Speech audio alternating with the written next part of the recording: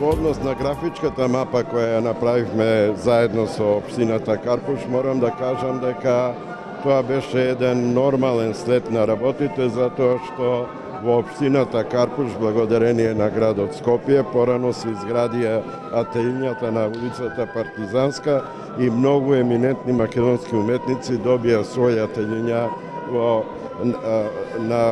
оваа општина. Идејата беше да се соберат на едно уметниците кои творат на во општината Карпуш и да се направи една графичка мапа која ќе ја презентира општината. Ова мапа ја направивме заедно со Асоциацијата за култура ИКОН и сметаме дека мапата во никој случај не смее да се свати како затворен круг на уметници. Ова се најзначајните уметници кои живеат и творат, но мапата е отворена и за другите уметници од помладата генерација и се надевам дека во иднина ќе имаме можност да направиме една друга мапа во која ќе се најдат и други имиња носители на ликовната уметност во Македонија.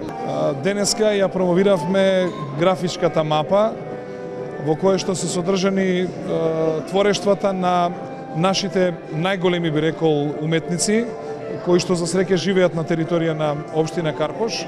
Евидентно дека за незе има голем интерес и дека ова што го направиме од голема вредност, така да веќе во наредниот период ова графичка мапа ќе биде представена и во Лондон.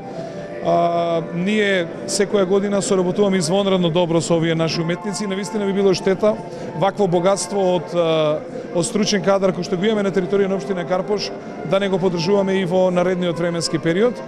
Сите наши активности во рамките на Карпушево културно ето, ликовните колонии што ги правиме, како и симпозиумот што го правиме за акварел, се е во насока на поддршка на овие уметници. Јас се надевам дека во наредниот временски период ќе можеме малку повеќе да посветиме и околу просторните можности и средување на просторите и ателијата во кои што работат овие наши уметници.